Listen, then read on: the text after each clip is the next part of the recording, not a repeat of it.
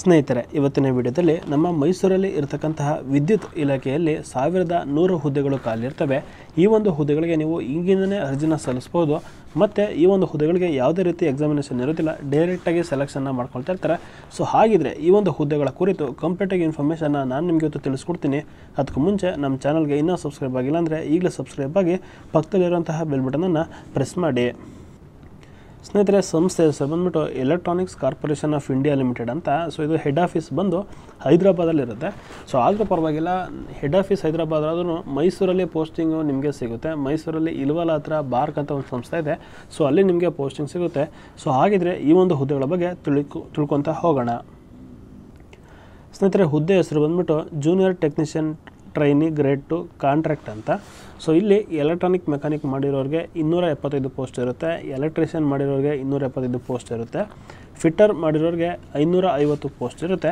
Upper age limit 30 ವರ್ಷ maximum ಇರುತ್ತೆ.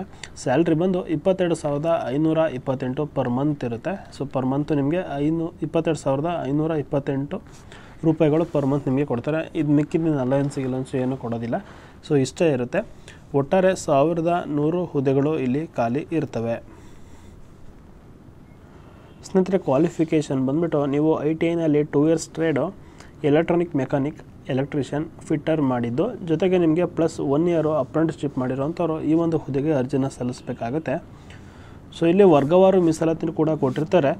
1100 ಹುದ್ದೆಗಳಲ್ಲಿ SCಗೆ 176 ಹುದ್ದೆ, STಗೆ 77 ಹುದ್ದೆ, OBC ಅವರಿಗೆ 296, ಹಾಗೆಯೇ ಜನರಲ್ ಕ್ಯಾಟಗರಿಗೆ 440, EWS ಅವರಿಗೆ 111 ಹುದ್ದೆಗಳನ್ನು ವಿಂಗಡಣೆಯಲ್ಲಿ ಮಾಡಿರ್ತಾರೆ.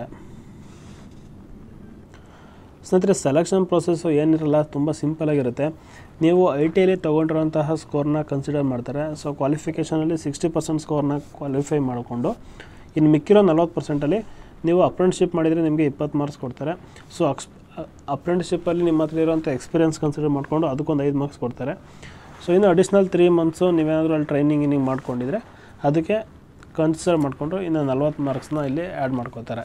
80% ಇರೋದನ್ನ 60% ರಿಡ್ಯೂಸ್ ಮಾಡಿ ಅಪ್ರೆಂಟಿಸ್ಶಿಪ್ಪಲ್ಲಿ ನೀವು ಮಾಡಿರೋಂತಹ ಕೆಲಸನ ನೋಡ್ಕೊಂಡು ಅದರಲ್ಲಿ ಒಂದು 40% ಆ್ಯಡ್ ಮಾಡಿಕೊಂಡು ಇಲ್ಲಿ ನಿಮ್ಮ ಫೈನಲ್ ಮೆರಿಟ್ ಲಿಸ್ಟ್ನ ಸೆಲೆಕ್ಟ್ ಮಾಡ್ತಾರೆ ಅಥವಾ ಶಾರ್ಟ್ ಲಿಸ್ಟ್ ಮಾಡ್ತಾರೆ. ಇಲ್ಲಿ ಯಾವುದೇ ರೀತಿ ರಿಟರ್ನ್ ಎಕ್ಸಾಮಿನೇಷನ್ ಇರೋದಿಲ್ಲ, ಯಾವುದೇ ರೀತಿ ಕಂಪ್ಯೂಟರ್ ಬೇಸ್ಡ್ ಎಕ್ಸಾಮಿನೇಷನ್ ಕೂಡ ಇರೋದಿಲ್ಲ. ಸ್ನೇಹಿತರಿನ ಅರ್ಜಿನ ಯಾವ ರೀತಿ ಸಲ್ಲಿಸೋದು ಅಂದರೆ ನೀವು ಆನ್ಲೈನ್ ಮುಖಾಂತರನೇ ಅರ್ಜಿನ ಸಲ್ಲಿಸಬೇಕಾಗತ್ತೆ. ವೆಬ್ಸೈಟ್ ಬಂದು www.ecil.co.in ಅಂತ. ಸೊ ಲಿಂಕನ್ನು ನಾನು ಡಿಸ್ಕ್ರಿಪ್ಷನಲ್ಲಿ ಕೊಟ್ಟಿರ್ತೀನಿ, ಬೇಕಿದ್ರೆ ಅಲ್ಲಿ ಹೋಗಿ ನೀವು ಅರ್ಜಿನ ಸಲ್ಲಿಸಿ. ಅರ್ಜಿನ ಸಲ್ಲಿಸೋಕ್ಕೆ ಇವಾಗ ಆಲ್ರೆಡಿ ಸ್ಟಾರ್ಟ್ ಆಗಿರುತ್ತೆ 10/1/2024ರಿಂದ. ಕೊನೆ ದಿನಾಂಕ ಬಂದು 16/1/2024. ಅಂದರೆ ಕೇವಲ 6 ದಿನಗಳ ಕಾಲ ಮಾತ್ರ ಟೈಮ್ ಕೊಟ್ಟಿರ್ತಾರೆ, ಓನ್ಲಿ 6 ಡೇಸು. ಈ 6 ದಿನಗಳೊಳಗಡೆ ನೀವು ಅರ್ಜಿನ ಸಲ್ಲಿಸೋವಂಥವ್ರು, ಅಂದರೆ ಏನೂ ಕೆಲಸ ಮಾಡ್ದಲೇ ಮನೇಲೇ ಇರೋವಂಥವ್ರು, ಕೆಲಸ ಹುಡುಕ್ತಾ ಇರೋವಂಥವ್ರು ಮಾತ್ರ ಅರ್ಜಿನ ಸಲ್ಲಿಸಿ.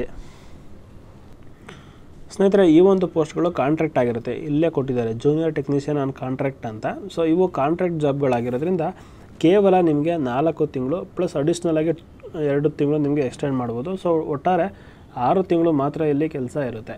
ಸೊ ನಾನು ಹೇಳೋದೇನೆಂದರೆ, ಯಾರ್ಯಾರು ಕೆಲಸ ಹುಡುಕ್ತಾ ಇದ್ದೀರಾ ಅಥವಾ ಕೆಲಸಕ್ಕೆ ಹೋಗ್ತಾನೆ ಇಲ್ಲ, ಹೋಗಬೇಕು ಅಂತ ಅಂದ್ಕೊಂಡಿದ್ದೀರಾ, ಅವರು ಈ ಒಂದು ಜಾಬ್ಗೆ ಅಪ್ಲೈ ಮಾಡಿ. ಲಿಂಕನ್ನು ನಾನು ಡಿಸ್ಕ್ರಿಪ್ಷನಲ್ಲಿ ಕೊಟ್ಟಿದ್ದೀನಿ. ಸೊ ಮತ್ತು ಇನ್ನೊಂದು ವಿಷಯ, ಇದು ಸೆಂಟ್ರಲ್ ಗೌರ್ಮೆಂಟ್ ಆಗಿರೋದ್ರಿಂದ ಪ್ಲೇಸ್ ಆಫ್ ಪೋಸ್ಟಿಂಗು ECIL ಅನ್ನೋ ಒಂದು ಡಿಪಾರ್ಟ್ಮೆಂಟು ಎಲ್ಲೆಲ್ಲಿದೆ ಅಥವಾ ಡಿಪಾರ್ಟ್ಮೆಂಟ್ ಆಫ್ ಅಟಾಮಿಕ್ ಎನರ್ಜಿ ಅನ್ನೋ ಒಂದು ಸಂಸ್ಥೆ ಎಲ್ಲೆಲ್ಲಿರುತ್ತೆ ಅಲ್ಲೆಲ್ಲ ಕಡೆ ಪೋಸ್ಟಿಂಗ್ ಕೂಡ ಇರುತ್ತೆ. ಸೊ ನಿಮಗೆ ಮೈಸೂರಲ್ಲಿ ಪೋಸ್ಟಿಂಗ್ ಕೊಟ್ಟರೆ ಮಾತ್ರ ನೀವು ಹೋಗಿ ಜಾಯ್ನ್ ಆಗಿ, ಅವಶ್ಯಕತೆ ಇರೋವಂಥವ್ರು ಬೇರೆ ಕಡೆ ಸ್ಟೇಟು ಅಥವಾ ಬೇರೆ ಜಾಗದಲ್ಲಿ ನಿಮಗೆ ಪೋಸ್ಟಿಂಗ್ ಕೊಟ್ಟರೆ ಅಲ್ಲಿ ಹೋಗಿ ಸೇರ್ಕೊಳ್ಳೋ ಅವಶ್ಯಕತೆ ಏನು ಬೇಕಾಗಿಲ್ಲ, ಸೇರ್ಕೊಳ್ಳೋದು ಬೇಡ.